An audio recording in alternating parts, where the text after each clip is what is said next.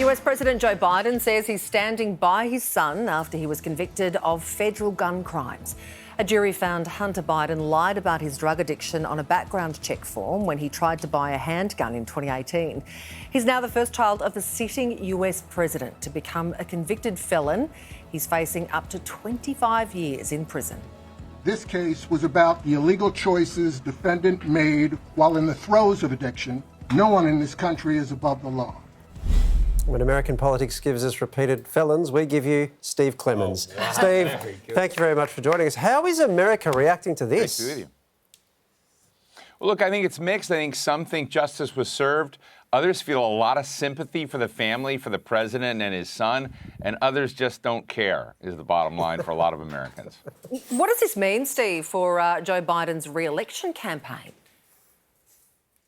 You know, I think it's really not relevant to the president's campaign, with the exception that a lot of people worry that the emotional weight of this on the president will hit him.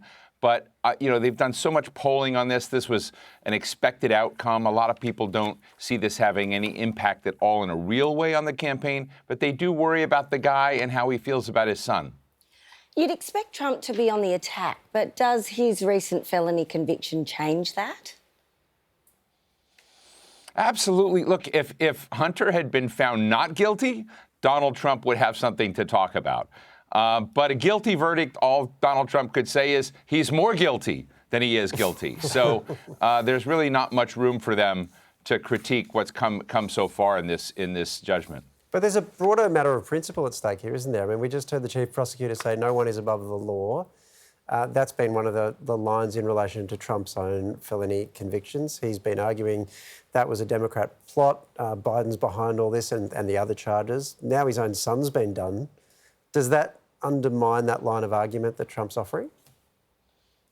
I think it shatters it. I mean, Delaware is a blue state. It's a blue state. Donald Trump has been saying, you know, the legal system has been weaponized against Republicans. You can't get a fair trial in these states. And this is the president of the United States' son, a Democrat son, convicted in a state he's from, in a blue state. So, yeah, it shatters that argument for many people. And I think that shelves that, at least for the time being. And you got to remember, Hunter Biden's going to be up for another trial in September on tax charges. So we're going to see another replay of this. And it's going to remind people that Hunter was found guilty and Donald Trump was found guilty, too. And I think it basically robs that argument of any validity. Need to change the White House to the big house. Steve, thanks for your time. You bet. Thank you.